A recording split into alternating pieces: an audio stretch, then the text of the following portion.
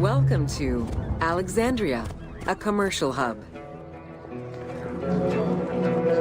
The ports of Alexandria were a major commercial hub, effectively connecting Egypt with the Mediterranean regions and beyond. A tremendous amount of materials and goods flowed through the city on a daily basis. The large port market was called the Emporion. It was there that merchandise was traded by the ship owners, called Nakliros.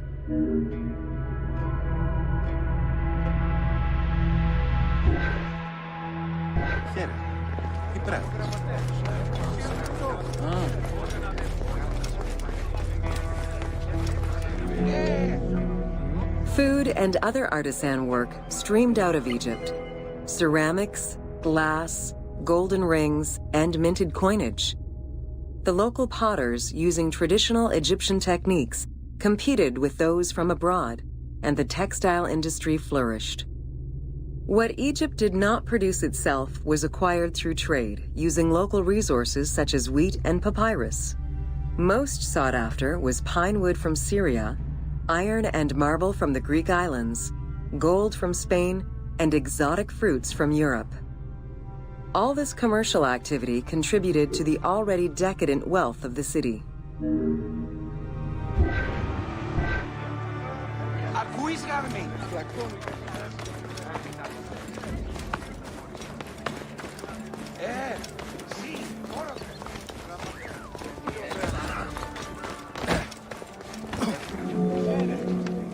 The wood imported to Port Mareotis through Alexandria's seaward ports was used in the nearby shipyards, where most of Egypt's ships were built. Employing tens of thousands of shipbuilders, the shipyards contributed to establishing the Egyptian fleet as one of the mightiest of the era.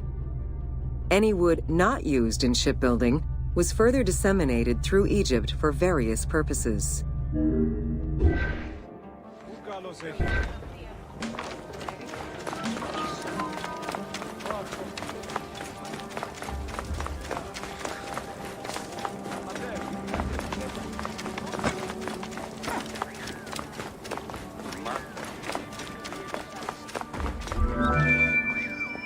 The southern port of Lake Mareotis was the biggest in Alexandria. Save for a branch angling westward, the lake's size in the Ptolemaic era was roughly 40 to 50 kilometers from north to south. Its waters were maintained by a steady runoff from the Nile. In addition to the lake, a man-made canal was created to assist in the transfer of goods from the city to the port using barges, though it is not represented in the game due to its size.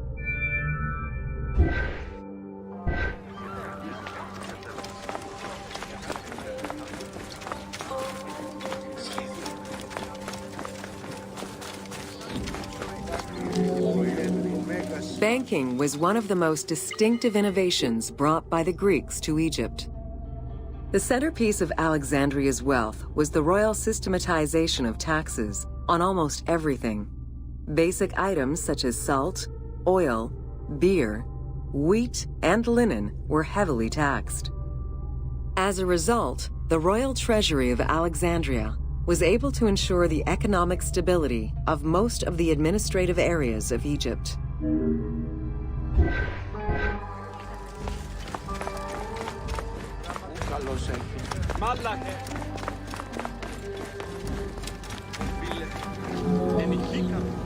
By the late 12th century, the channel feeding the lake from the Nile silted up. Lake Mareotis lost its connection to the Mediterranean, as well as most of its water, as the lake slowly evaporated to a fraction of its former size. In modern times, Lake Mareotis is being kept alive through irrigation. However, only about 17% of its original size remains.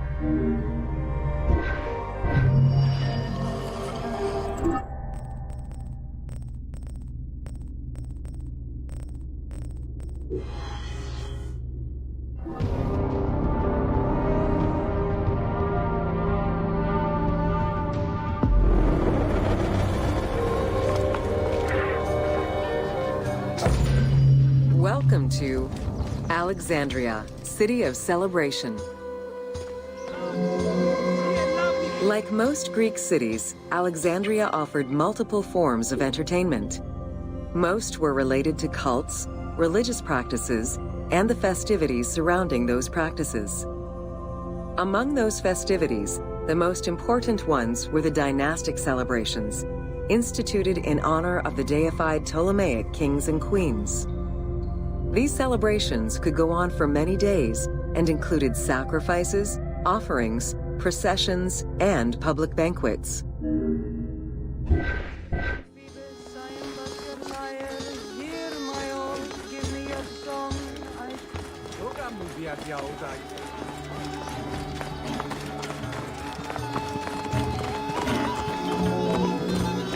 Games and competitions were organized whenever possible in locations such as the stadium, the hippodrome, and the gymnasium. The residents of Alexandria favored such events where athletes, poets, and musicians from Egypt and other cities of the Greek world competed.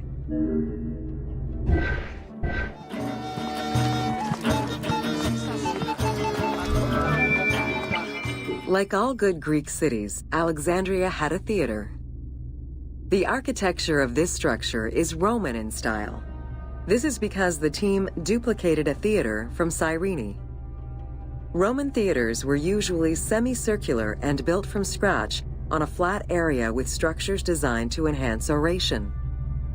Greek theaters were more oblong in shape, similar to a horseshoe, and favored the slopes of natural hills to support their acoustics.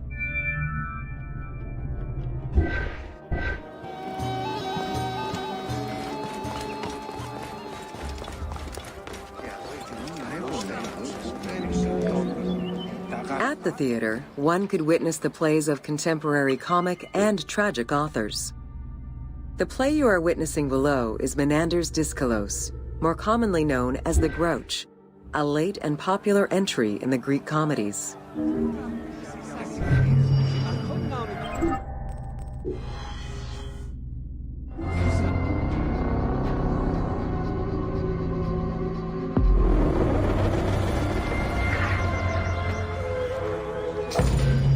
Welcome to Education in Alexandria. The education of young Alexandrians did not differ from the one generally dispensed elsewhere in ancient Greece.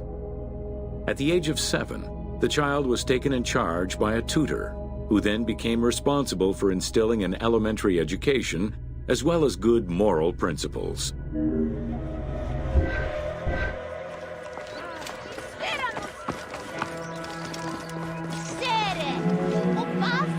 Teaching was generally done outside, in the open air. In the gymnasium, students were taught not only sports, but also topics such as rhetoric, philosophy, music, and poetry, all things deemed essential to one's education at the time.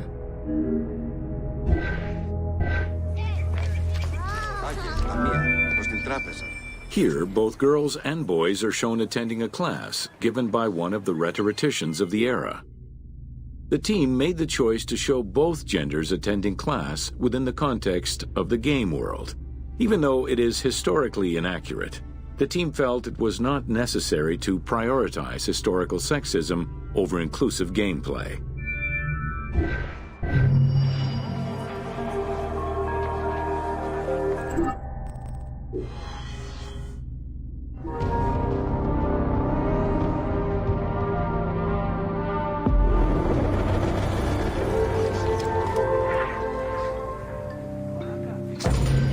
Welcome to the Great Library of Alexandria.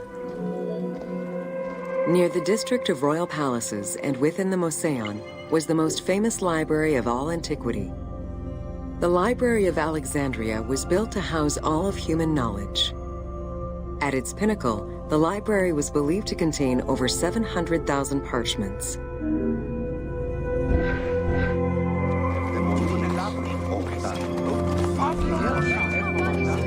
Throughout the centuries, fires and wars between Christianity and paganism destroyed the library, leaving nothing behind.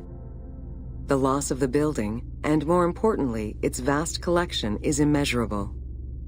As no descriptions are available, the team's rendition of the Library of Alexandria was inspired by the visuals of the Library of Chalcis at Ephesus.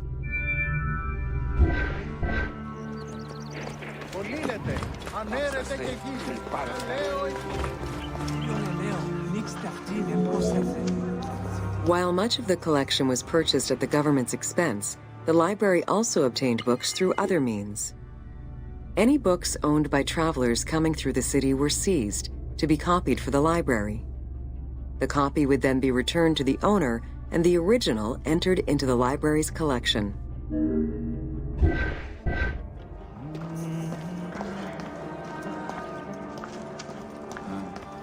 Μηδοκίν, εσκήνη έστι το γενομένο.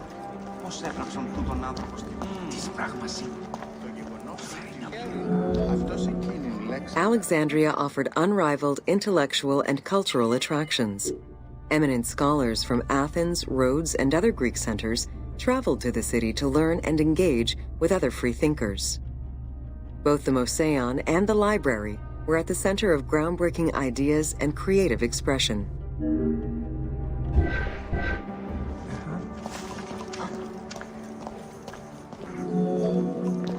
The great minds of antiquity were usually well-versed in many disciplines, which were often associated to specific schools of thought. The Peripatetics, the Stoics, and the Cynics were among the most well-known schools of the time. It is clear that Alexandria lived up to its fundamental role as a city for intellectuals, nurturing many great minds whose impact reverberates through our modern world.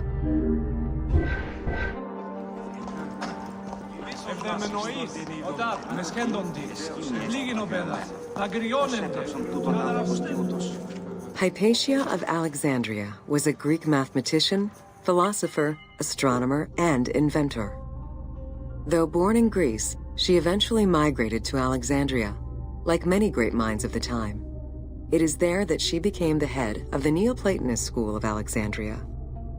From most accounts, she was highly respected by her fellow Alexandrians, both as a teacher and a philosopher. With her death, the age of great ancient scientific discoveries came to an end.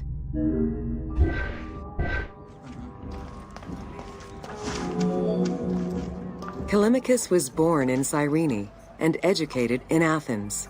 After his studies, he moved to Alexandria to work in the Great Library. A poet and a critic, he strongly rejected the epic format of Homeric poems, and instead fervently supported a shorter, more judiciously formulated style of poetry. His epigrams and elegiac poems were emulated by later poets. His work was extremely popular, second only to Homer's own works.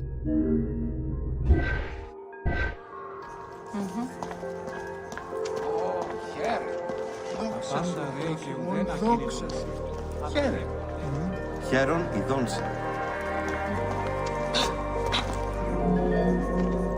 It was in Alexandria that mathematician Euclid, the father of geometry, wrote the Elements, laying out the foundational work of what would become modern algebra and number theory. Euclidean geometry would become one of the most influential systems in the evolution of mathematics.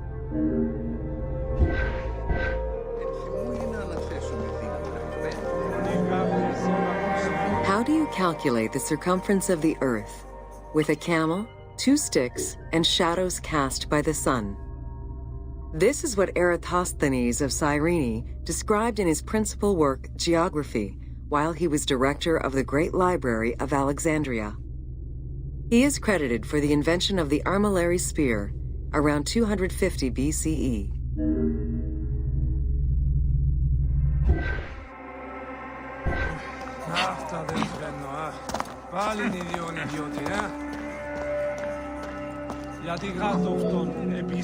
The earliest known and most complete armillary sphere of antiquity was the Meteoroscopion of Alexandria, with an imposing 9 rings compared to the 3 or 4 of most other astrolabes.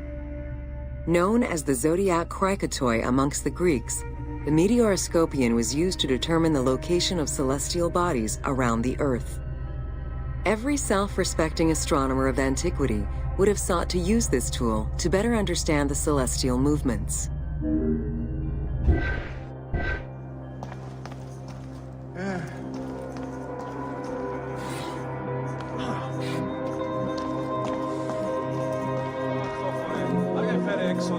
Pythagoras of Samos was a well-known and respected philosopher and mathematician. He is best known for the Pythagorean theorem.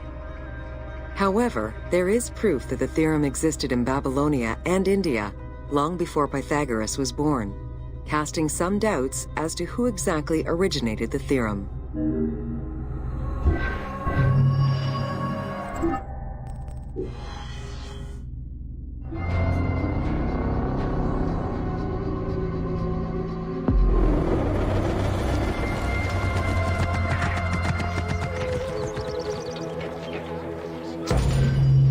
Welcome to the Mouseion of Alexandria.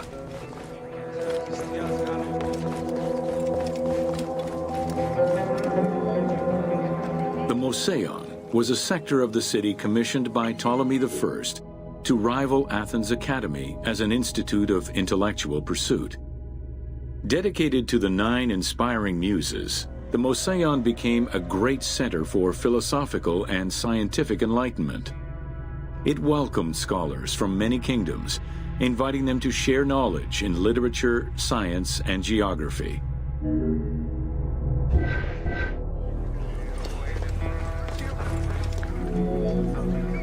The Mouseion was designed so that its buildings and grounds would accommodate free thinking, debate, and presentation. Meeting spaces and theaters surrounded a main courtyard. Expansive gardens were filled with exotic plants that aided in the study and supply of herbs and medicines. A zoo offered the study of animal behavior and physiology. Also among the Mouseion's many star attractions was its astronomical observatory.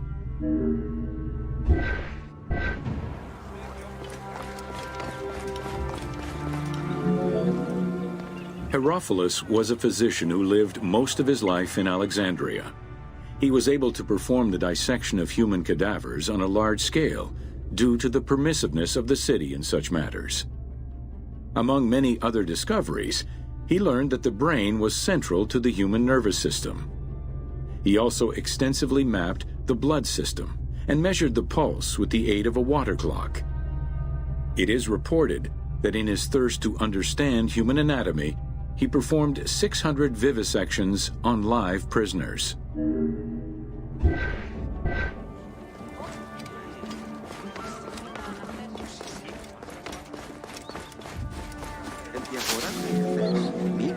In order to be free to pursue their research, scholars were fed and housed at the Mouseion at the government's expense.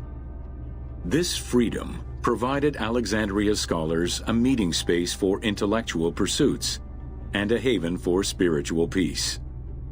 Though nothing remains of the original Mouseion, it lives on as the legacy of our modern museums.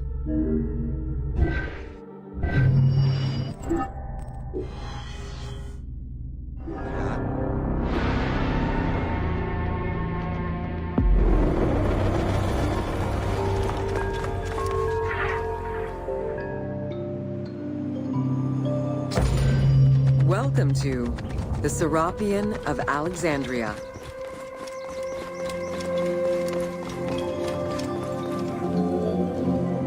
In a city of numerous magnificent attractions, the Serapeum was considered to be the most beautiful temple of Alexandria. Located southwest of the city on a small hill known as the Acropolis, the sanctuary was constructed during the reign of Ptolemy III, upon foundations which had existed since the reign of Ptolemy I Soter.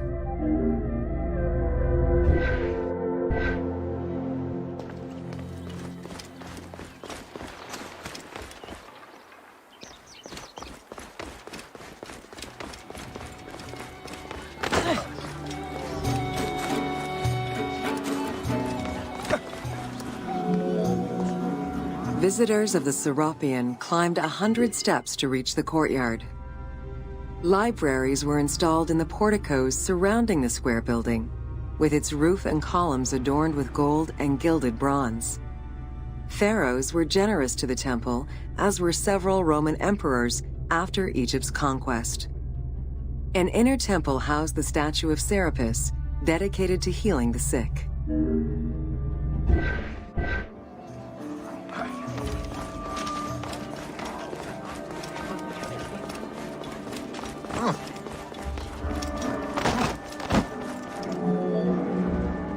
Since the 26th dynasty, Greeks in Egypt had gradually integrated the Egyptian cult of the Apis bull to their own rituals. With the establishment of the Ptolemaic dynasty, the cult of Apis was further integrated into Greek religion. During his rule, Ptolemy I chose to merge Egyptian and Hellenic gods into a syncretic divinity named Serapis. This name was the result of the amalgamation of Osiris and Apis. With this new deity, the Ptolemaic dynasty managed to accommodate similar belief sets for two different cultures, bringing about a new dynastic cult.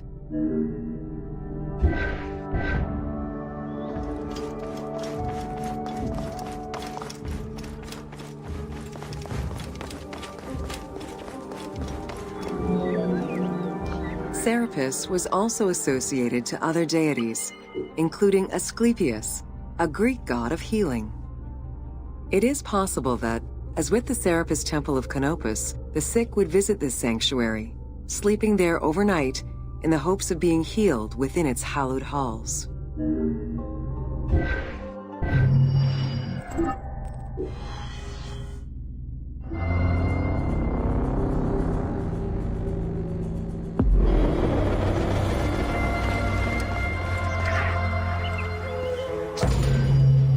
Welcome to the Islands of Pharos.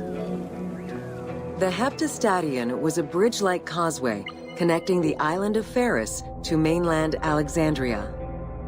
Its name is based on the Greek terms of measurement, hepta, meaning 7, and stadion, which is a measure of length of roughly 180 meters.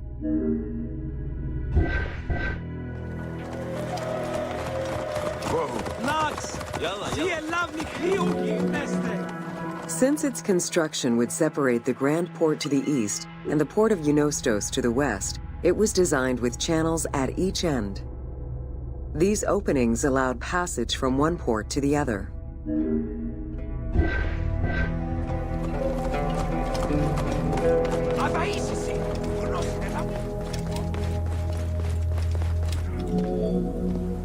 Along with creating separate harbors for the commercial and military shipping, the causeway served as a main aqueduct for the island's inhabitants. Its presence also helped protect the island and its ports from rough wind and sea currents. At the end of antiquity, the Heptastadion disappeared under layers of silt and soil, which formed an important sedimentary deposit.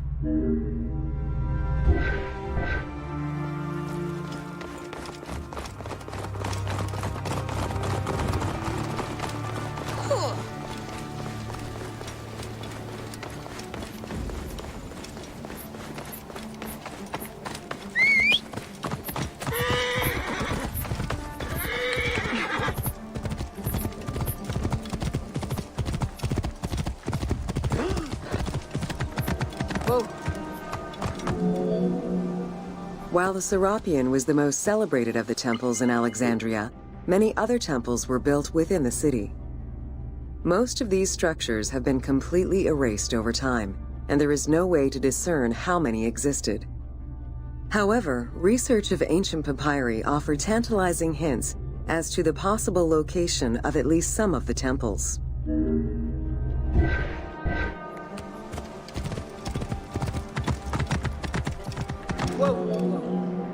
Both papyri and coins reveal evidence of many temples built for the gods.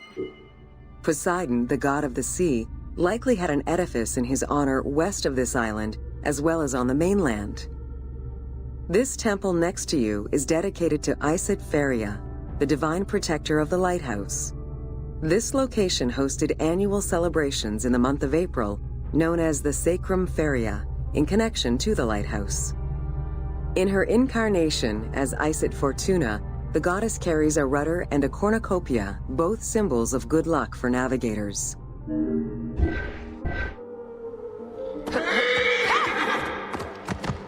Whoa!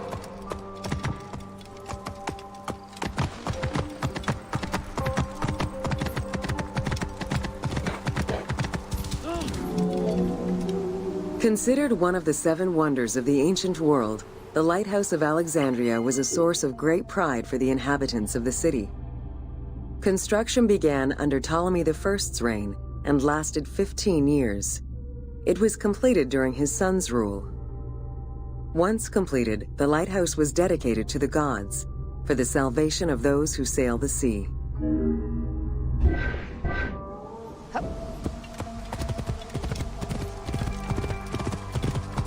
Whoa! Built on the island of Pharos, the stone structure was 3 tiers set on top of one another in a step formation. The second floor consisted of an octagonal tower, and the top floor was a cylindrical tower topped by a statue. The interior provided space for staff rooms and a ramp which allowed the transport of fuel to the upper floors.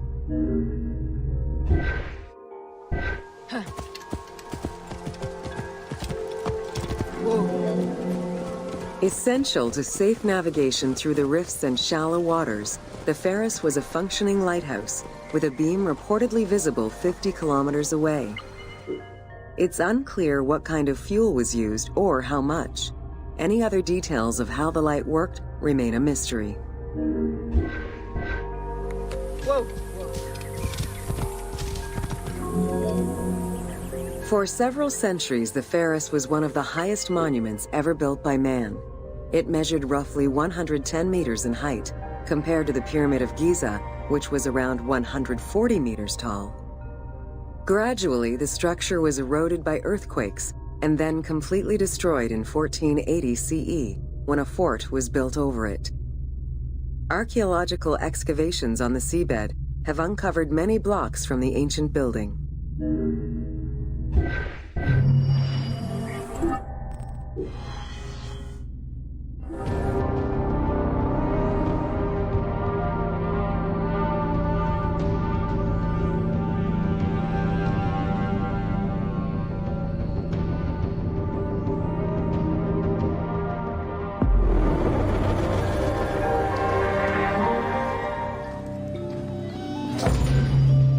Welcome to the Panean. The Panean was a temple built in honor of the god Pan, divinity of nature.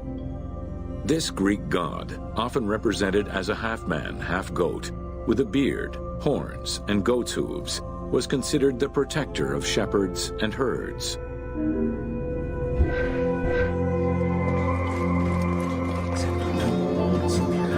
Pan's attribute was his namesake musical instrument, the pan flute.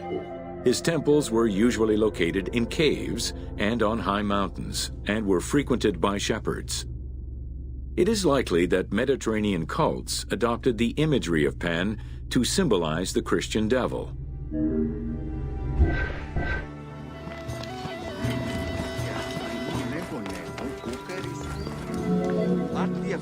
To give proper honor to the god, Alexandrians built an artificial hill upon which they housed his temple to compensate for the flat relief of the city. The artificial mound had the shape of a spinning top or a pine cone, which was accessed by a spiral staircase. The top had a panoramic view of the entire city. Only such heights would be fitting for a mountain god.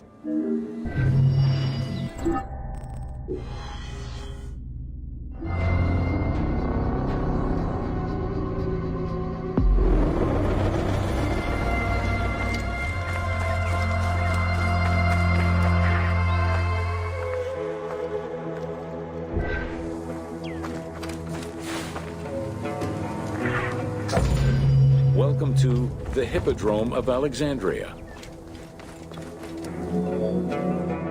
The main hippodrome of the city was called the Legeon, in honor of Lagos, the ancestor of the Ptolemies. Alexandrians were great lovers of horse racing. They were fascinated by the rivalry of these races, the agon, as it was said at that time, that every competition brought. It was a struggle for glory.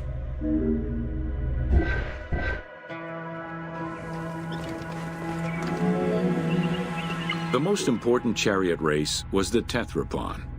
Using 4 horses with the quickest harness to the front right, the charioteer would race for 12 laps, with sharp turns at either end of the hippodrome. The victors were crowned with garlands of olive and received prize money, But the most sought-after reward was to be acclaimed by the works of poets, such as Callimachus and Pindar.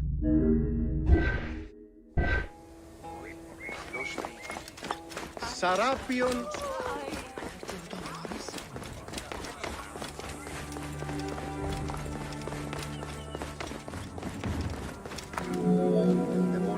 Ye hymns that rule the lyre, what god, what hero, aye, and what man shall we loudly praise? Verily Zeus is the lord of Pisa, and Heracles established the Olympic festival, while Theron must be proclaimed by reason of his victorious chariot with its 4 horses, Theron, who is just in his regard for guests, and who is the bulwark of Acragas, the choicest flower of an auspicious line of sires, whose city towers on high, bringing wealth and glory to crown their native merits.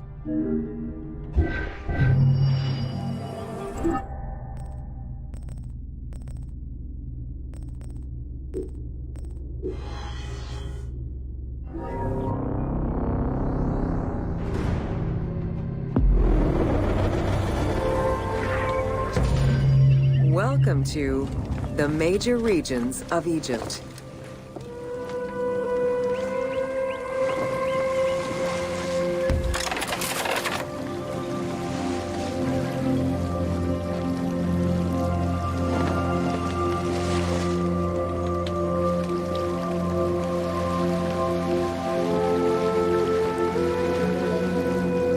Life in ancient Egypt was concentrated along the shores of the Nile and divided into 2 regions. Lower Egypt was situated on the Nile Delta near the Mediterranean, and Upper Egypt was at the south reaching into Africa. Due to its proximity to the Mediterranean, temperatures in Lower Egypt were less extreme than in Upper Egypt.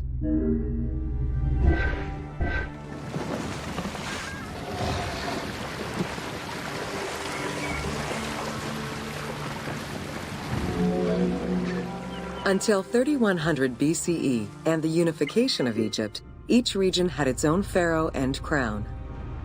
Lower Egypt's crown was red and marked with symbols of papyrus and bees. Upper Egypt's crown was white, with symbols of lotus and sedge grass.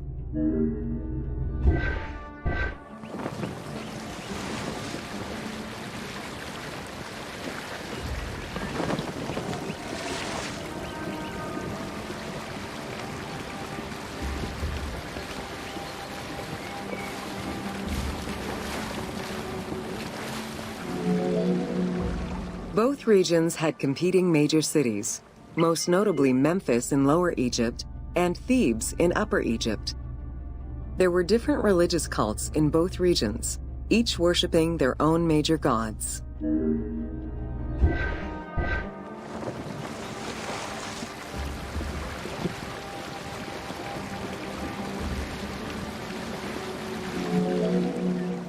Many of the temples were designed in such a way as to represent the 2 regions, and ceremonies often incorporated Upper and Lower Egypt in their rituals.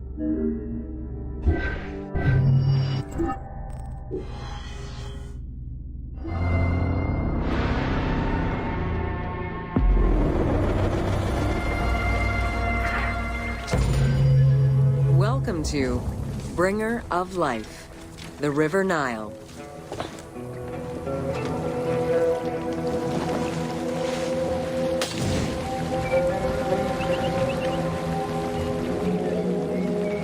The ancient Egyptians called the dark fertile soil of the Nile the Black Lands, and the surrounding desert was referred to as the Red Lands.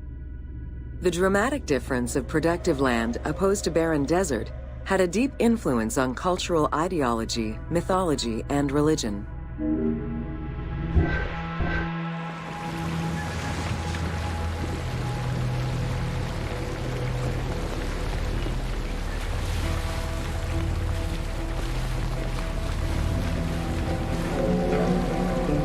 The Nile determined much of Egyptian civilization. For example, the seasonal cycle of the Nile was so consistent that ancient Egyptians created their calendar around it. The flood season, or Akhet, was when the departing floodwaters left arable soil for crops. It was followed by the growing and harvesting seasons, known as Peret and Shemu. These regular seasons, along with abundant wildlife and rich soil, meant that Egypt's denizens were able to nourish themselves and ensure their country's strength in trade.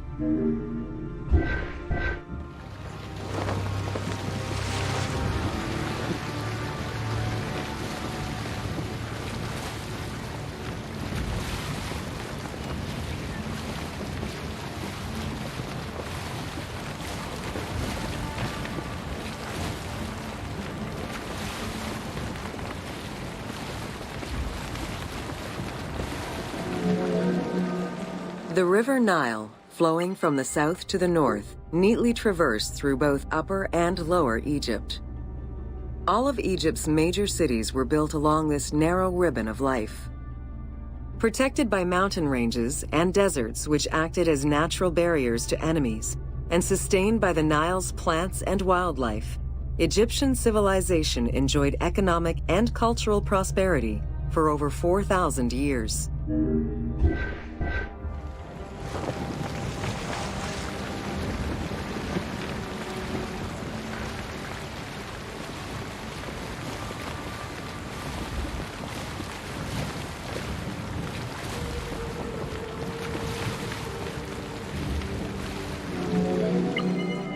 Both ancient Egyptians and ancient Greeks referred to the Nile as the river in their respective languages. Stretching a distance of over 6,700 kilometers, the Nile is one of the longest rivers in the world. It flows south to north, spanning 11 countries.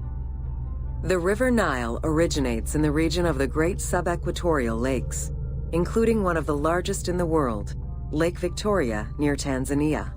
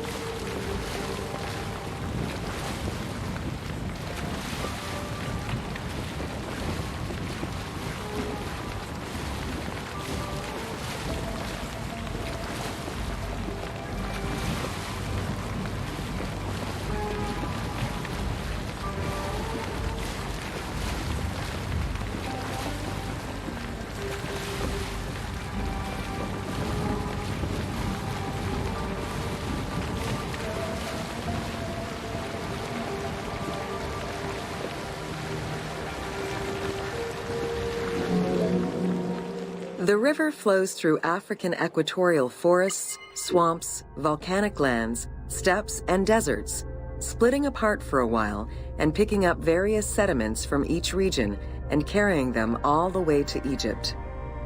Its main artery, known as the White Nile, rejoins with the Blue Nile in Khartoum. This is where it weaves through rich deposits of silt and nutrients, carrying them along in its wake.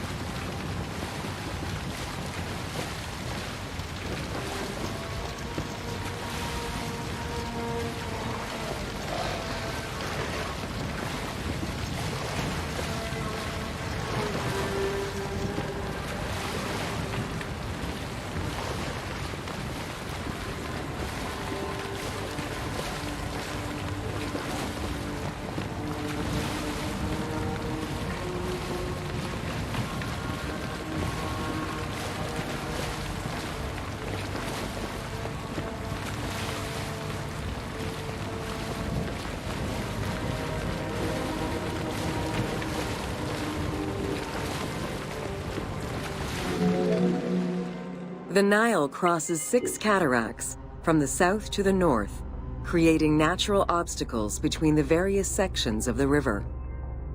The cataracts are long zones of about 100 kilometers, where the bubbling and rapidly swirling waters advance tumultuously amid enormous heaps of rocks and benches of hard stone.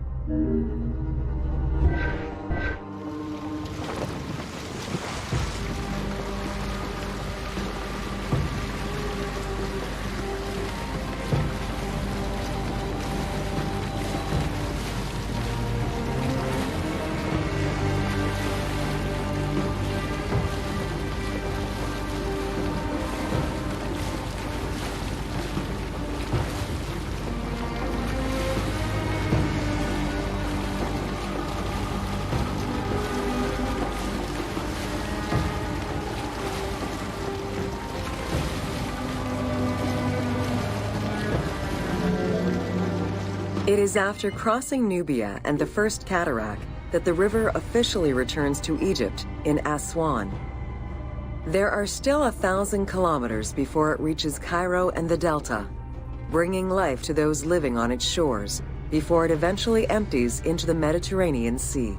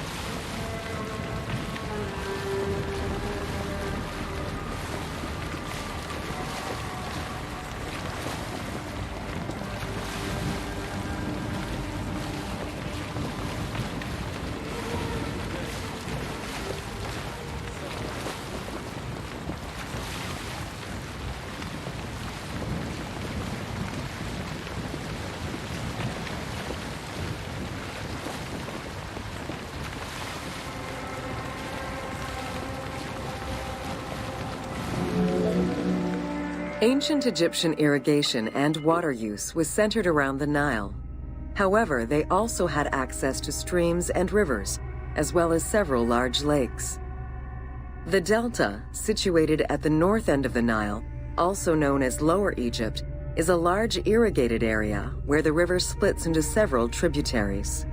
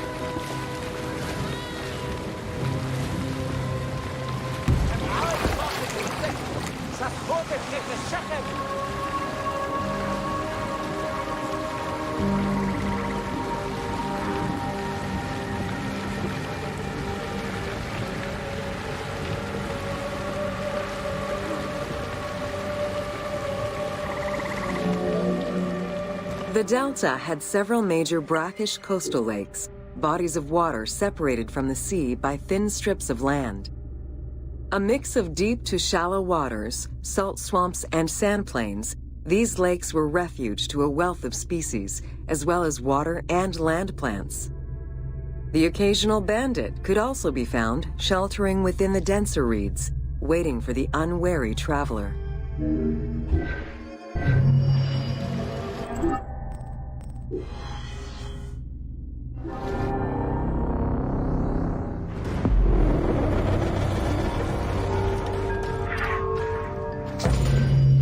Welcome to Deserts of Egypt.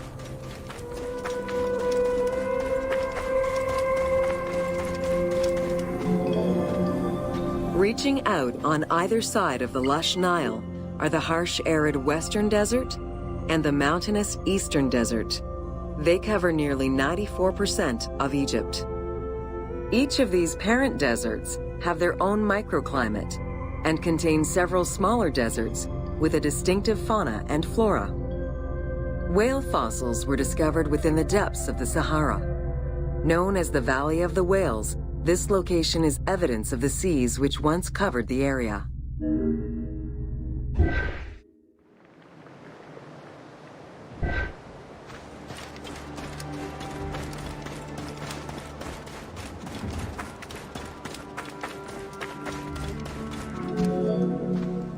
The White Desert in the northeast of the Sahara owes its name to its white limestone soil, contrasting with the yellow sand. The wind has eroded the rocks of the White Desert into stone mushrooms, the most famous of which is referred to as the Finger of God.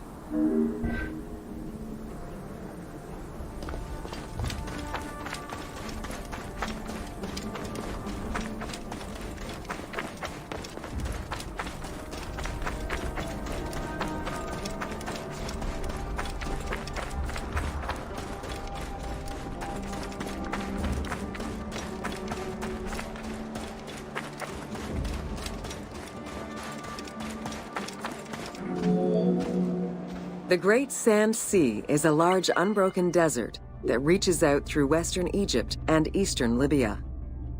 It is home to a unique geological formation known as Libyan silica glass. The pale yellowish-green material ranges from pebble-sized fragments to glass rocks the size of rough boulders.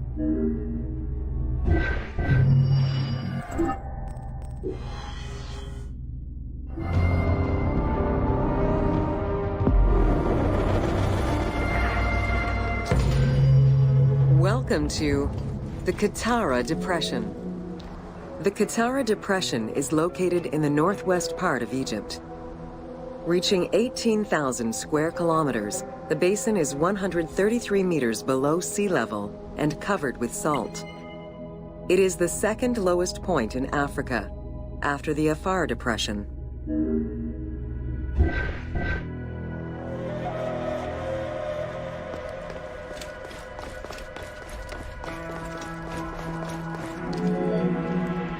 The climate is very arid, with average temperatures reaching 36 degrees Celsius.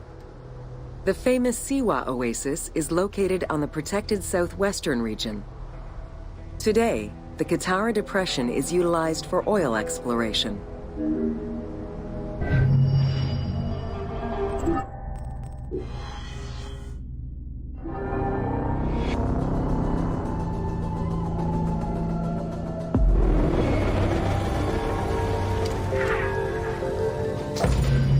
Welcome to Siwa.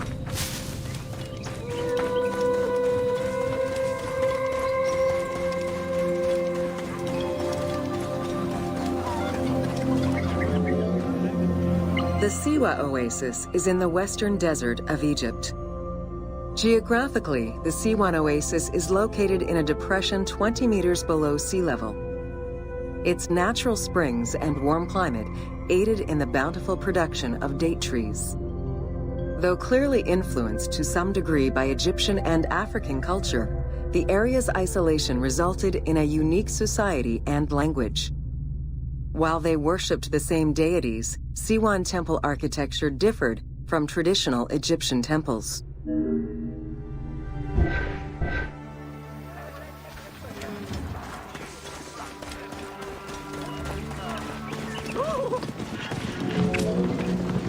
Old Kingdom Egyptians referred to the oasis as cauldron, due to its unique geographical structure. Oases were crucial for nomadic tribes and caravans. Without them, there was no chance of survival in an otherwise harsh landscape. As such, oases quickly became hubs for trade, as well as areas of political control.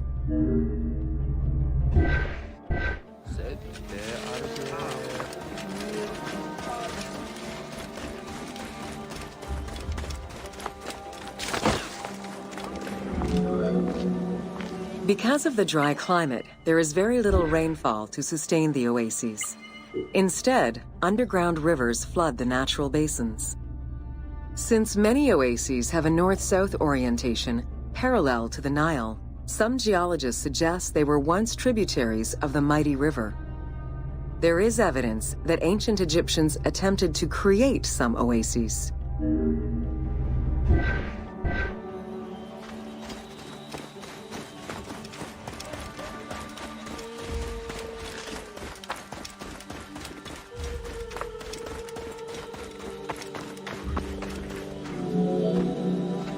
The Libyan oases are the best known, as they are geographically and culturally linked to the Nile Valley and the Delta.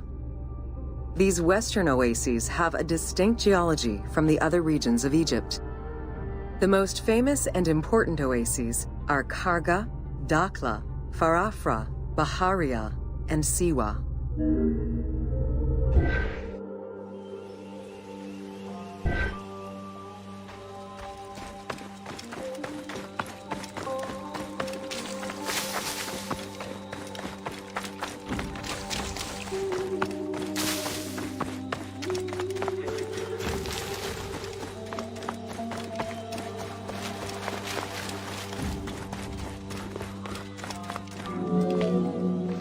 The Spring of the Sun is one of many thermal sources in Siwa, with the particularity that Cleopatra would have bathed in this one, giving it its name.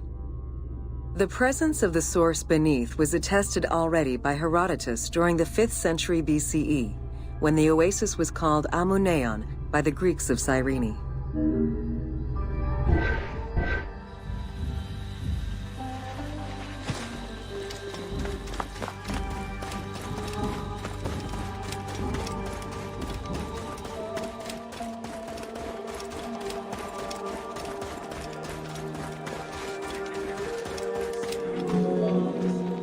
Oracles predicted the future, delivered omens that could be more or less obscure, and offered divine guidance.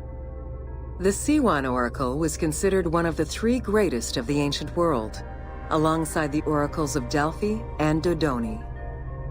Because of the Greek colonies in Cyrenaica, the temple associated Zeus with the worship of Ammon.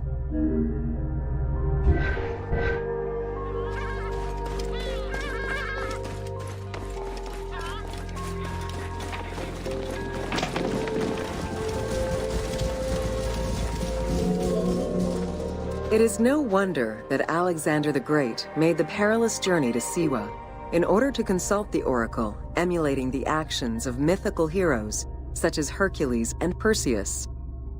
This action earned the approval of the oracle, who validated his claim as Pharaoh of Egypt. He was confirmed as the son of Ammon, conferring upon him the most legitimate claim to date of all Egypt's foreign invaders.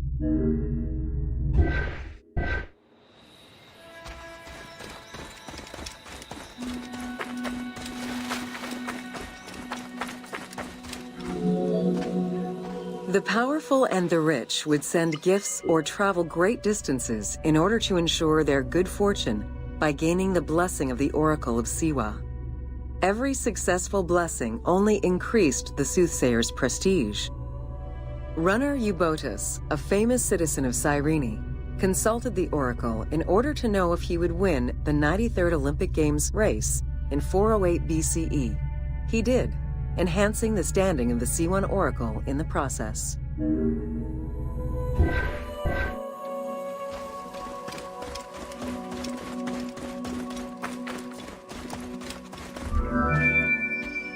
The Temple of the Oracle of Ammon was built in the 6th century BCE by Pharaoh Amasis. In the game, its entrance is guarded by ram-headed sphinxes, the animal representing Ammon. They were inspired by similar statuary located at the British Museum. Another option would have a Greek-influenced representation of Zeus Ammon, a human-headed sphinx with horns. This representation of Zeus Ammon was very popular in Siwa.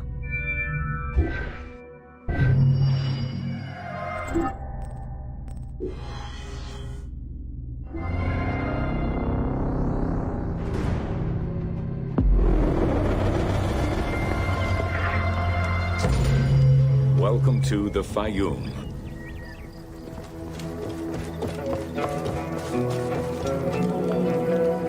The Fayum Oasis is an enormous basin in the western desert that formed from the Nile's overflow. As such, it is not considered a true oasis, though it gives its name to the region, which covers Lake Moeris. The oasis harbors some of the oldest archaeological artifacts of the region, indicating that the area has been inhabited by hunters and gatherers since the Neolithic period.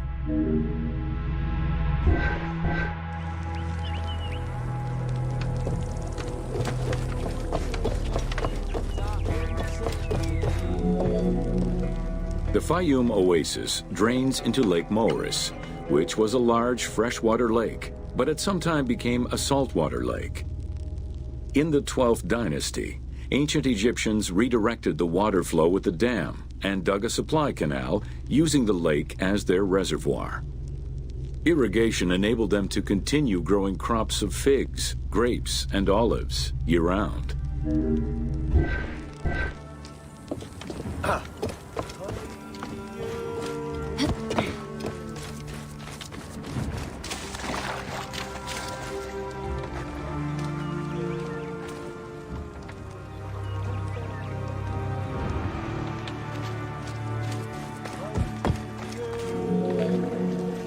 Reed boats, feluccas, triremes, and kerkeros were the most commonly found craft within the landlocked waters of Egypt. They were used for various purposes, ranging from daily fishing, trade, warfare, and travel, to the ferrying of massive stone blocks used to build the great monuments of Egypt.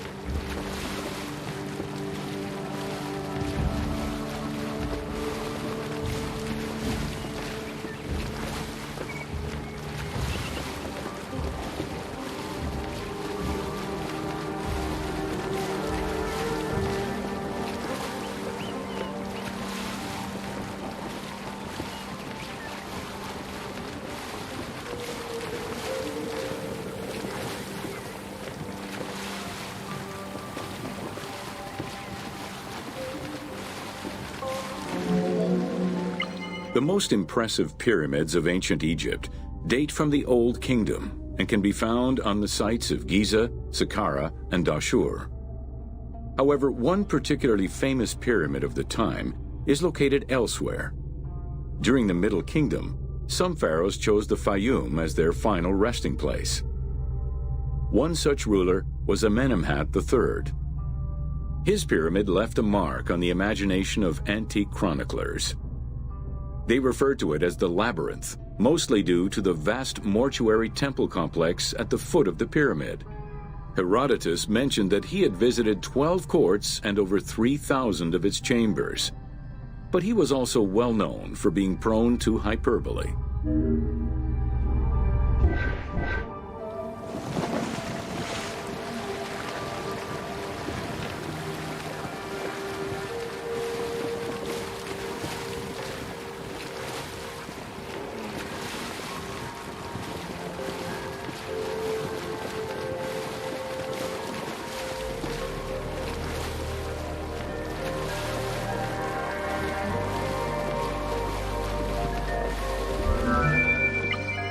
Amenemhat's pyramid was built with a brick core and covered with stone slabs, designed to be impenetrable. The burial chamber, made out of a single block of sandstone, is unique in its design. Richard Lepsius and Flinders Petrie both explored the pyramid site, measuring 385 meters by 158 meters, and identified it as the location of the labyrinth. Their research conditions were difficult, as most of the site had been submerged by the nearby canal. Furthermore, the stones from the complex and the outer casing of the pyramid had been quarried away long ago. Ubisoft decided to give life back to this lost monument and the many crypts that were said to be devoted to the sacred crocodile god, Sobek.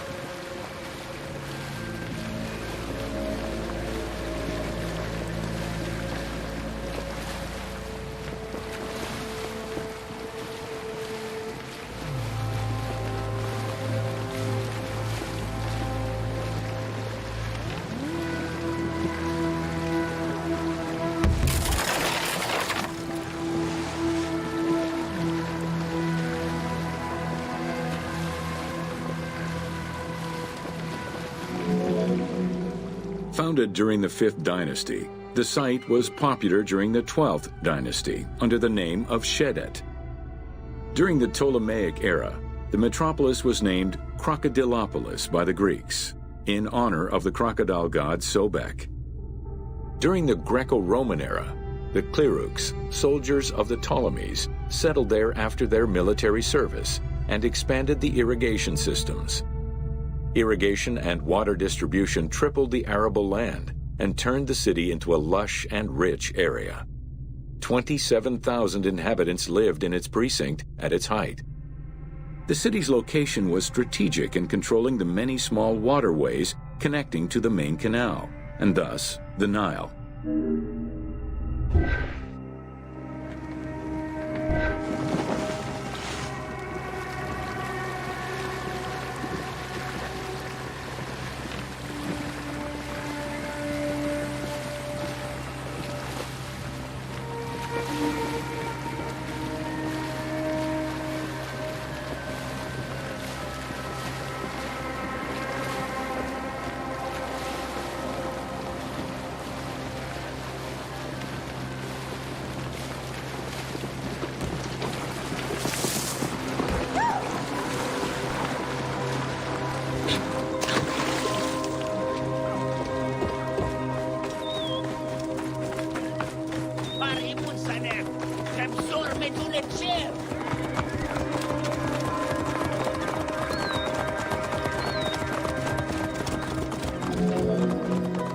The region's main cult was that of Sobek of Shedet, a divinity associated with water and fertility, both very important to an area that depended on irrigation.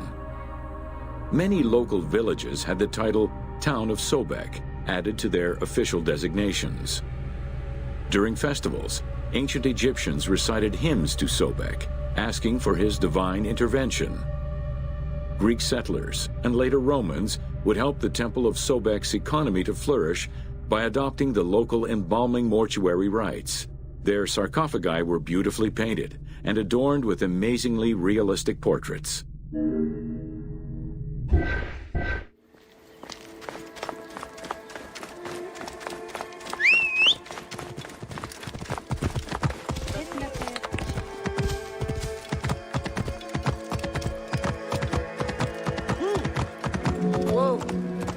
Very similar to the cult of the Apis bull in Memphis, a living crocodile was worshipped within the precinct of Crocodilopolis's main temple.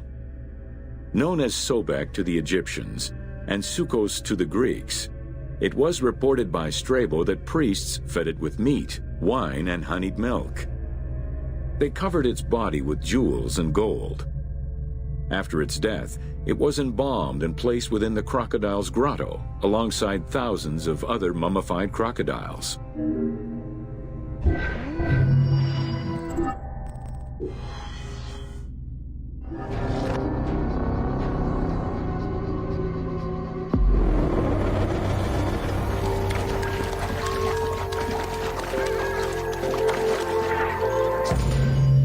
Welcome to the city of Memphis.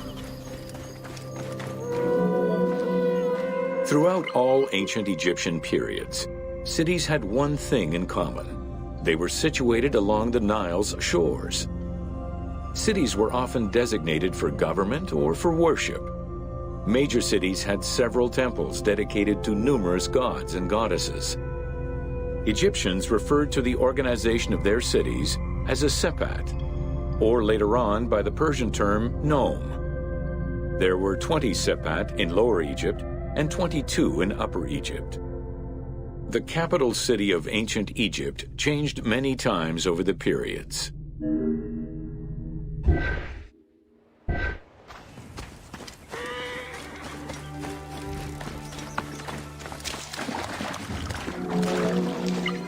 One of the largest was Memphis, located in Lower Egypt.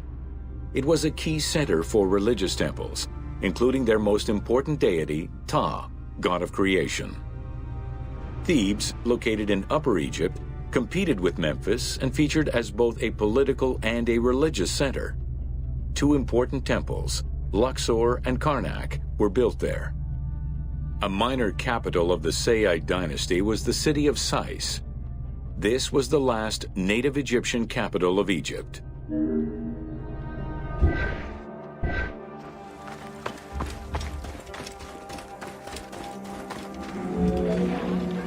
During the Third Dynasty, under Pharaoh Djoser, Memphis became the first religious and administrative capital of Egypt. Even when the political capital of Egypt decentralized itself, pharaohs were crowned in this sacred city in order to legitimize their ascension to the throne, up to and including Alexander the Great. Though little remains today save ruins south of Cairo, we can guess at the structure of the city, which stretched up to 5 kilometers in length and 2 kilometers in width.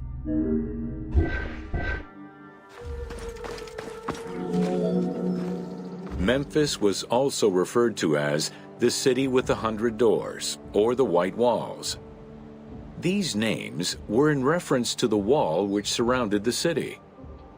Under the protection of Ptah, god of craftsmen, the city was a thriving religious and economic hub.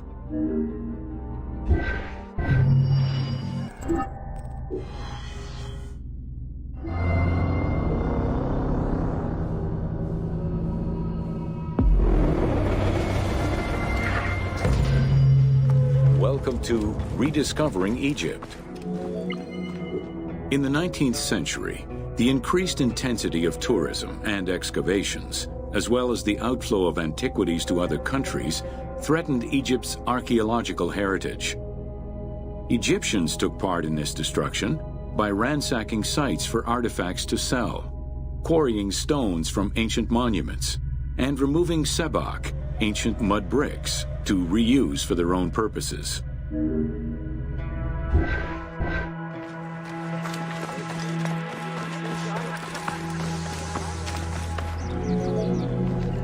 A major step in conserving Egypt's heritage was taken in 1858, when the Viceroy of Egypt created the Antiquities Service. Supported by a team of foreign scholars, Auguste Mariette exerted an iron grip on the service. He carried out his work across Egypt and into Nubia, intervening on almost every major site. Aware of the necessity of keeping unearthed artifacts in Egypt, Mariette requested a museum be created for that purpose in 1858. This museum was the ancestor of the Egyptian Museum.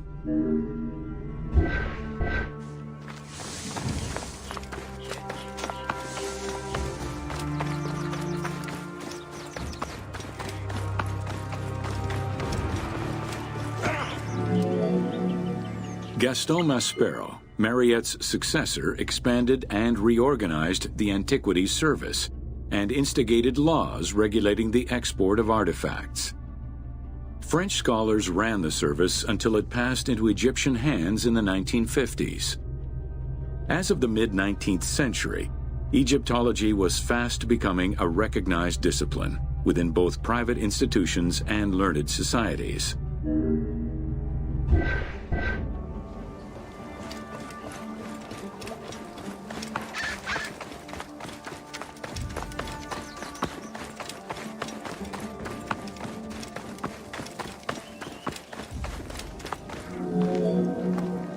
French architect, archaeologist, and former researcher, Jean-Claude Golvin, now specializes in the artistic reconstruction of ancient cities and monuments.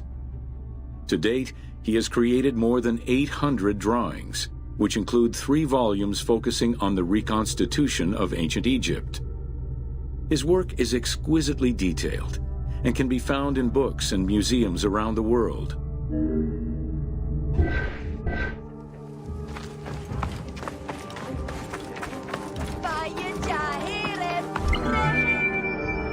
The team was thrilled to collaborate with Jean-Claude Golvin in order to recreate Egypt for the game.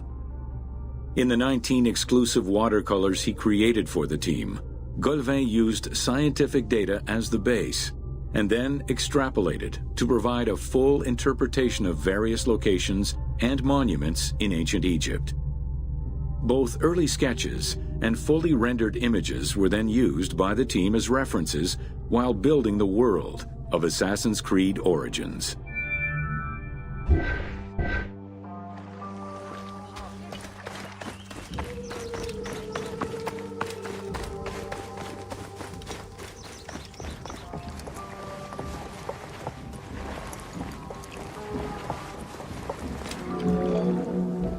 Although ancient Egypt's rich religious culture and its mortuary monuments continue to be investigated, the modern discipline of Egyptology has shifted focus. Rather than single-mindedly retrieving impressive artifacts, Egyptologists today focus instead on increasing the body of knowledge. In the past, excavations took place in the field, and while that is still the case today, much of the work on Egyptology now takes place in libraries and archives.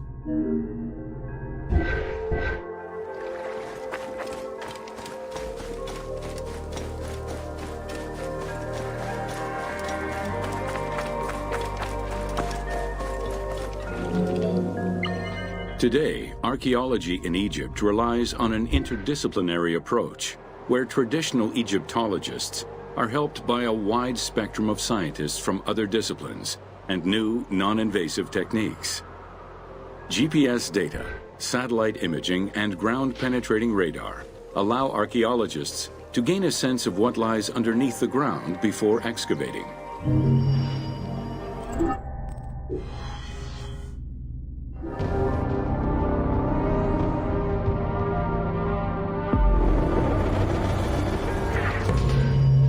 Welcome to natron is a colorless salt that was used by ancient Egyptians for food preservation, cleansing products, and glass making. It was also used in the mummification process.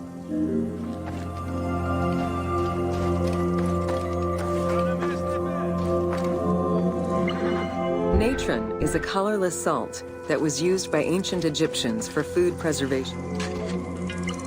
During the ceremonial embalmment ritual, the priests packed the body in natron in order to remove all of the moisture. Once the body was thoroughly desiccated, they could begin the wrapping.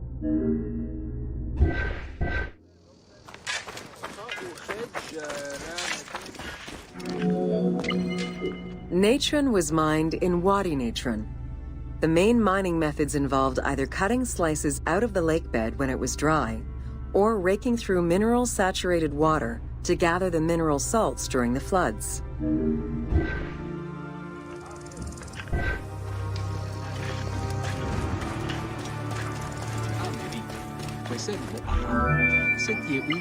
Both techniques are still used today and inspired the team in their recreation of the mines located in the mountains northwest of Memphis.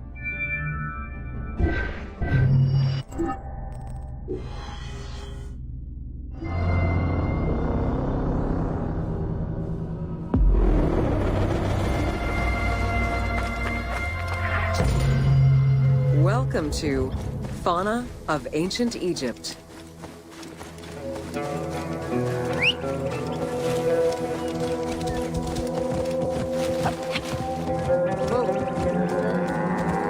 Both domesticated and wild animals were features in ancient Egyptian bas-reliefs as early as the First Dynasty.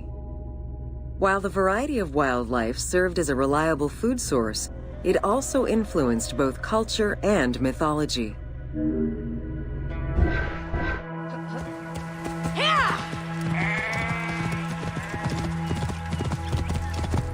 Whoa! Egypt's terrain allowed for a diverse range of animals, including panthers, rhinoceroses, elephants, and many variations of antelopes.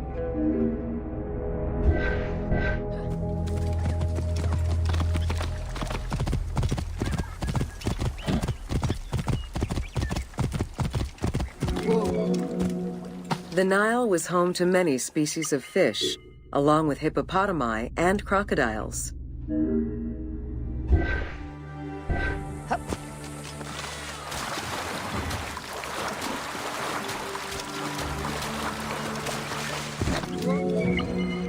The wide variety of birds that populated the riverbanks, from raptors and waterfowl to songbirds, were all cataloged within Egyptian hieroglyphic signs. Encounters with reptiles and insects, such as cobras, scorpions, and scarabs, influenced hieroglyphs and art.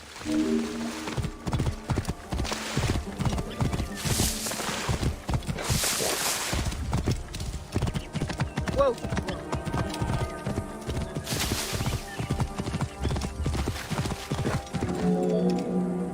While all animals had sacred meanings, lions in particular represented power and royalty to ancient Egyptians.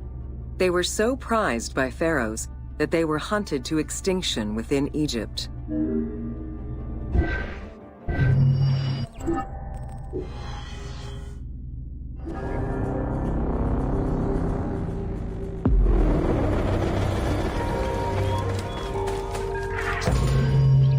Welcome to Flora of Ancient Egypt.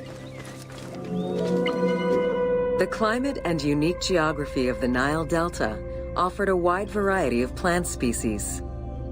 Many of these plants served as sustenance for ancient Egyptians and as crops for trade.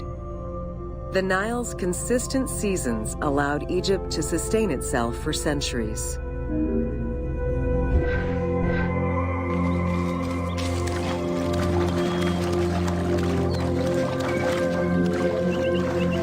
Possibly the most useful of the plants was the papyrus.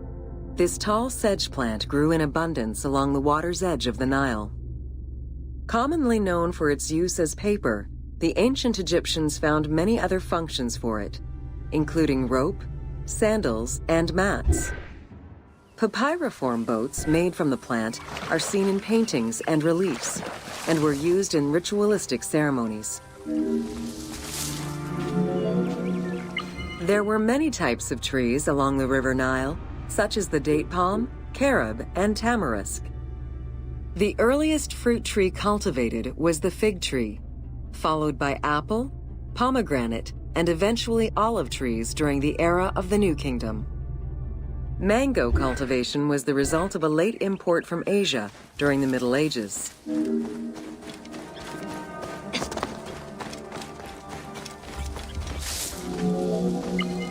Some trees were associated with gods, such as the acacia with Horus. The divinities Thoth and Seshat were depicted inscribing the reign of the king into a Persea tree. The sycamore was connected with the goddess Iset, patron of the ritual of life.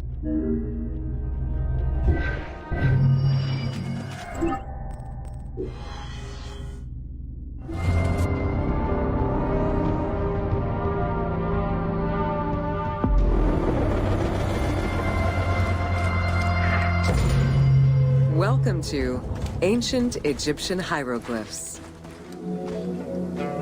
Hieroglyphics were used as sacred writing, appearing on monuments, statues, and sacred papyrus texts. The earliest symbols that resemble hieroglyphs were on pottery dating back to 4000 BCE.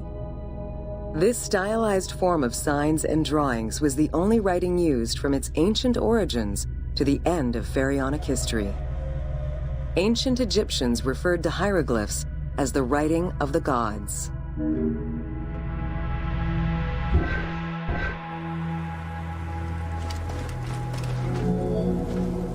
Considered a difficult language, it was intended for pharaohs, nobility, and priests, and meant to be used in ceremonies, within tombs, and for government records.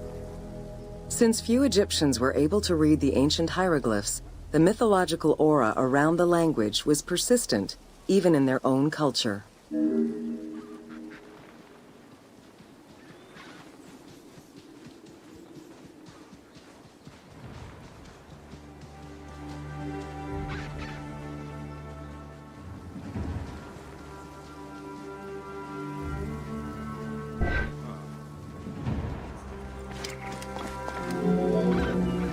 The structure of hieroglyphs offers insight into Egyptian culture, not just in what the translations say, but in the structure of the symbols themselves.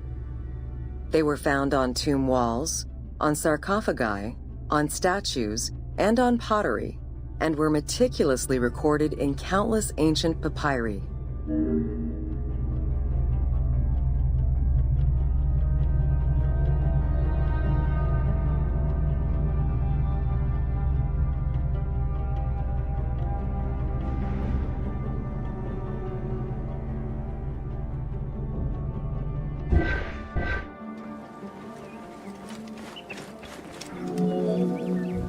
In many temples, priests would perform rituals and daily offerings. These were accompanied by hieroglyphs used as spells.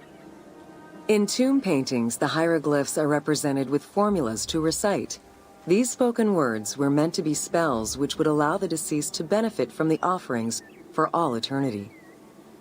Spells and offerings were also written for the living, to enhance medicines and cure illnesses. The most famous of ancient Egyptian documents is the Book of the Dead. Written in hieroglyphs and hieratic texts, it depicts important spells and rituals. These spells were intended to ensure a smooth transition from life to death and allow the deceased to safely navigate the perils of the afterlife.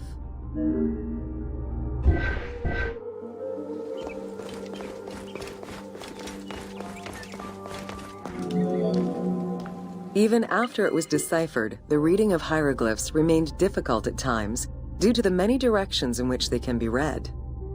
Depending on the orientation of the signs, hieroglyphs can be read left to right, right to left, horizontally or vertically, though never bottom to top.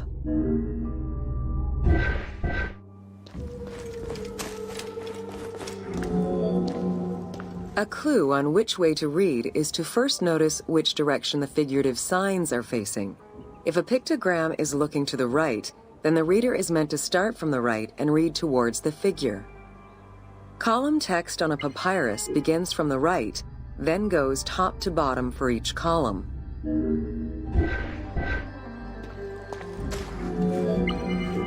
Text written on tomb walls resembles the structure of a page from a comic book.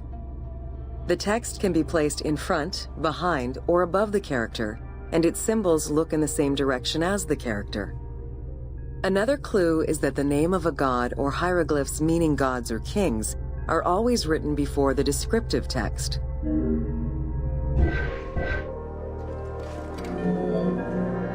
Compared to alphabetical languages, Egyptian hieroglyphs have more symbols. Confronted with the absence of vowels, the Egyptians invented a category of signs. When placed at the end of words, these signs help inform its meaning. For instance, a drawing of a lion will refer to a lion and also relate to the abstract concept of a lion as something dangerous or powerful.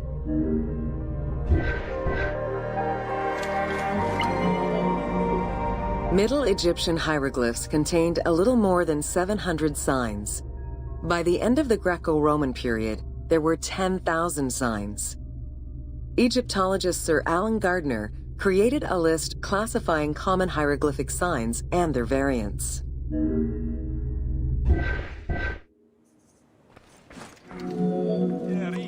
Ancient Egyptian languages have many similarities with Asian and African languages.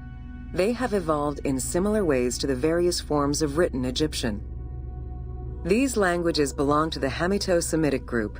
There were 5 clear evolutions in the Egyptian language, each with their own distinctive structure. These languages are known as Old Egyptian, Middle Egyptian, Late Egyptian, Demotic, and Coptic. Coptic is the only living language that allows linguists to define the vowel structure and to distinguish different dialects.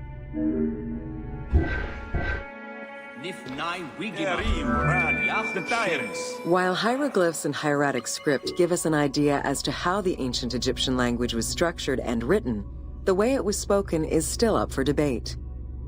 The team opted for English as the spoken language, with the characters using ancient Egyptian and Greek words and accents. The language that is spoken in the background by the crowds is largely based on Sir Alan Gardner's Egyptian grammar.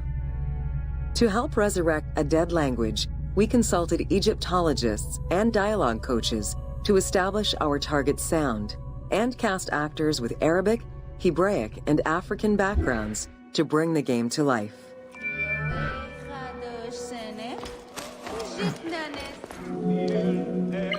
After Alexander the Great's arrival in Egypt and the establishment of his reign, Greek became the language used by the governing bodies. The inability to read hieroglyphs caused resentment among the Greek population. It's from this tension that the Rosetta Stone was created.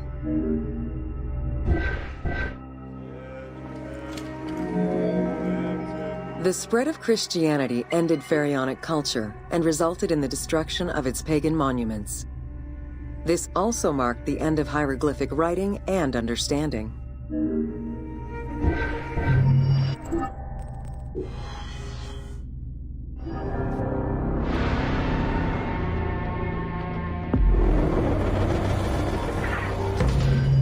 Welcome to Jean-François Champollion. Between the 5th century CE and the Renaissance, knowledge of hieroglyphs was entirely lost. Many enthusiasts tackled the challenge of deciphering the language with little success. Some groundwork was made with various researchers identifying names and some grammatical structure, and confirming that cartouches were markers for royal names. They were still missing a critical piece of information that would eventually be revealed thanks to the discovery of the Rosetta Stone.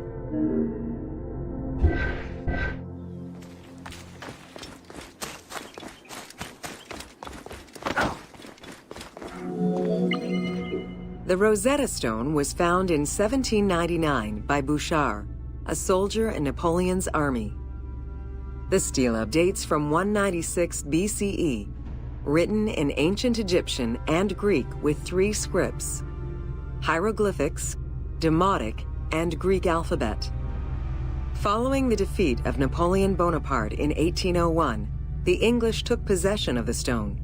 It has been at the British Museum since 1802 and remains the most visited object of the museum to date.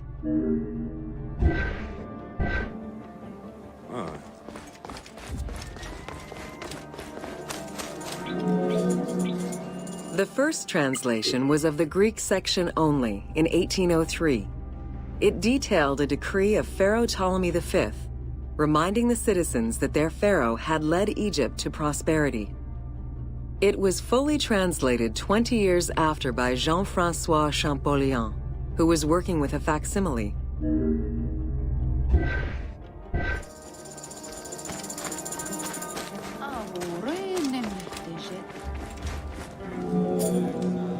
Through his studies of the stone, Champollion was able to make a critical observation that would unlock the whole mystery, that hieroglyphics were not only ideograms, but also phonograms. Hieroglyphs consist of phonetic glyphs, single characters, and logograms. Essentially, they are a combination of phonetics, alphabet, and full words, which in total form a language.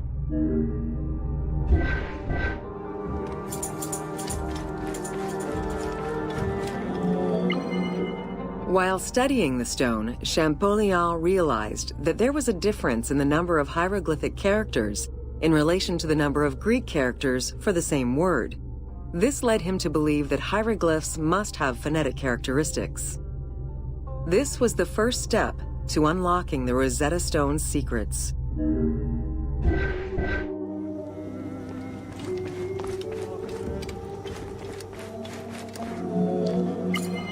To prove this theory, Champollion began identifying Egyptian rulers' names and then compared their phonetic pronunciation to the Greek version.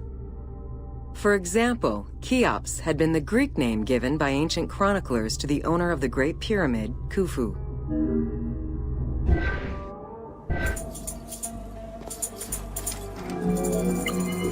The next step for Champollion was to confirm that his approach was verifiable by using the Philae obelisk as an additional reference. Engraved in the obelisk are two inscriptions in Egyptian hieroglyphs and Greek.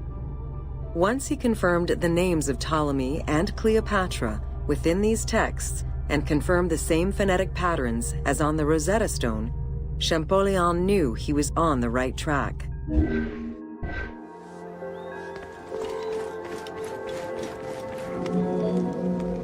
Champollion had already mastered several ancient languages when he took on deciphering the Rosetta Stone. He used his knowledge of Coptic to identify the solar disk hieroglyph on the obelisk as the phonetic translation of Ra. Further translation only strengthened his conclusion. Egyptian hieroglyphs encompass the alphabet in both phonetics and determinative ways, which means that the symbol represents the word itself.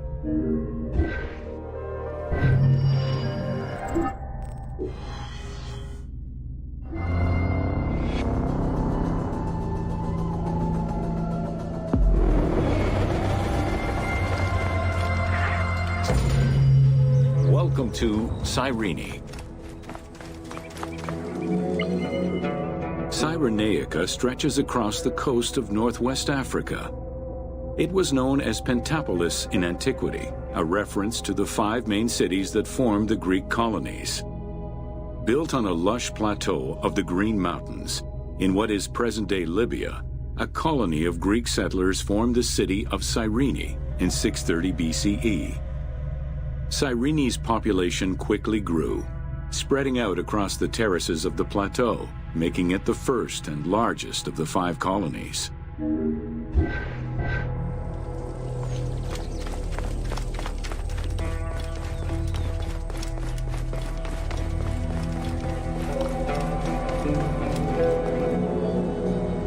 The city of Cyrene was founded by Batos Aristotle, guided by the Oracle of Delphi. Overcrowded and suffering from drought, Batos's home island of Thera could not sustain its citizens.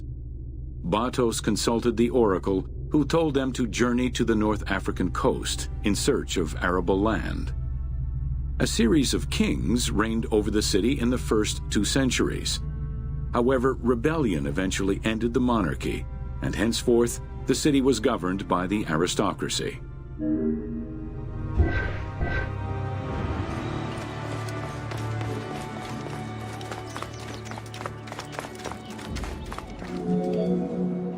The key features of Cyrene were temples dedicated to gods, Apollo, Demeter, and Zeus, alongside Ptolemaic gods such as Isis and Serapis.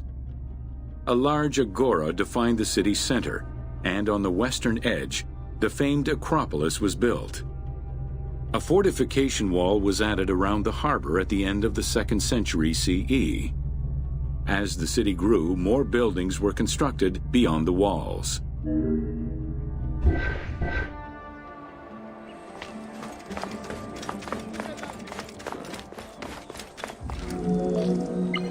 Under Roman influence, Cyrene became an economic powerhouse, rising in status throughout the Mediterranean. Cyrene's school of medicine rivaled all others except for that of the Greek city Kos. Some of the great minds in ancient math, astronomy, and geography were born or established in the various schools of the city, which included an institute of philosophy founded by Aristippus, a pupil of Socrates.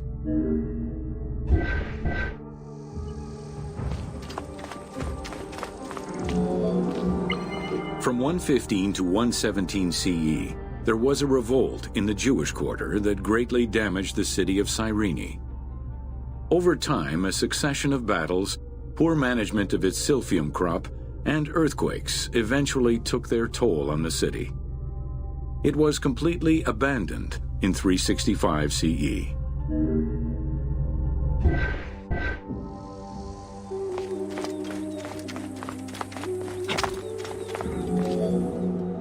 The nearby port of Apollonia was an ideal location, with its natural cove, sheltered by 2 islands and rocky inlets.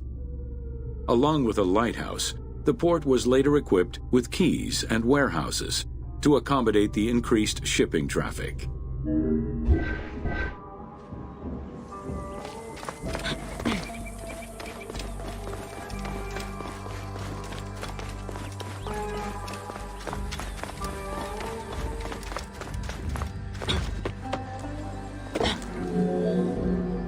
With its success as a commercial trading port, Apollonia surpassed Cyrene to eventually become the capital of the Pentapolis.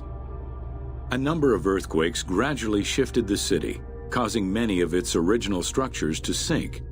Some of its ruins can still be seen underwater.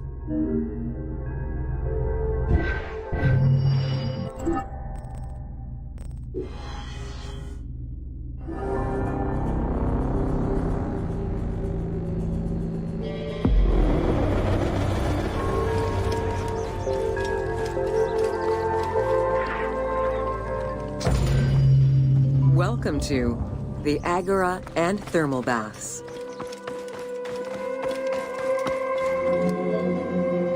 Cyrene's Agora was the public marketplace and political hub of the city.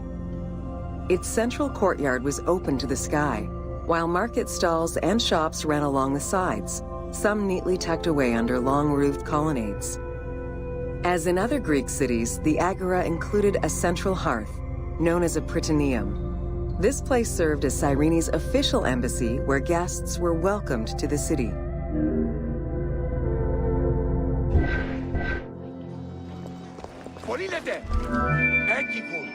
An unnamed statue representing naval victories was the centerpiece of the Agora. The statue's female figure likely represents Nike, the goddess of victory. It was likely very similar to the victory of Samothrace, which currently resides in the Louvre Museum and served as a reference for the team.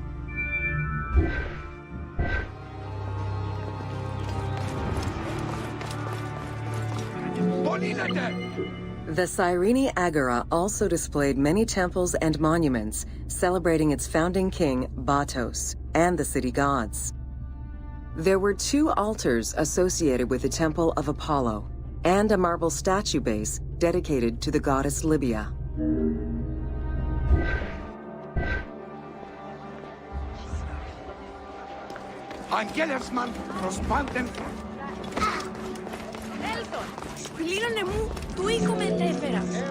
The civic buildings included a law court complete with an archive library that would have housed legal documents and other papers essential to the city's governance. Traces of fire damage to the building's remains indicate that it was possibly destroyed during the rebellion of the Jewish community in 115 CE. Public baths were common in Roman and Greek cities, and Cyrene held true to this tradition. 2 thermal baths from different eras were discovered among the ruins. An inscription at the entrance of one of the baths is presumed to be attributed to the owner. It dates the building to the Hellenistic period.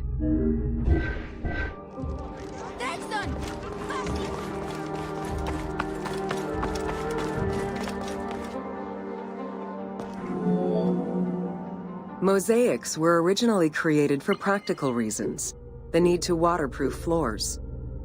Imported by Greeks in Egypt and Cyrenaica, the designs represented either scenes from daily life, marine fauna, or mythological figures.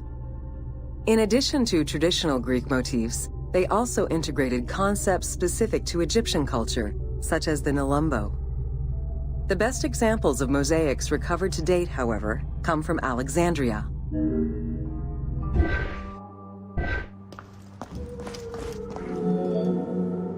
The Cyrene baths were fitted into an underground tomb dated somewhere between the 8th and 6th century BCE. Bath seats were carved directly in the rock, allowing for more comfortable ablutions. As with many of the public buildings, the thermal baths were elaborately decorated. Statues such as Aphrodite and Eros the Archer were discovered within.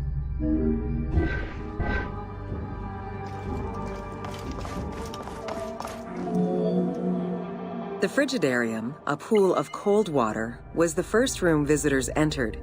It was followed by the Tepidarium, or tepid water area, and then the hot water room called the Caldarium.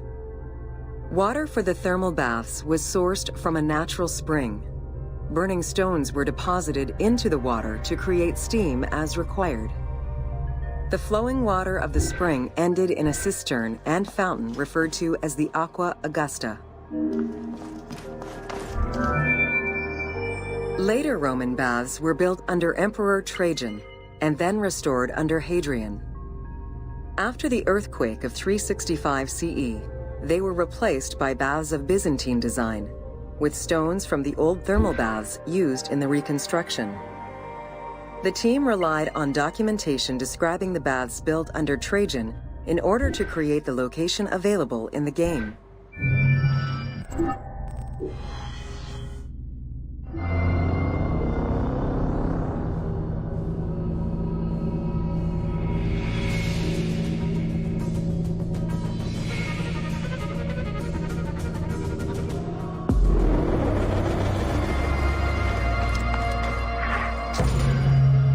Welcome to the Temple of Zeus in Cyrene.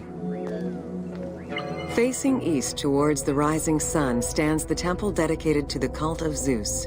It was built sometime in the 5th century BCE. 70 meters long with 46 Doric-style columns, the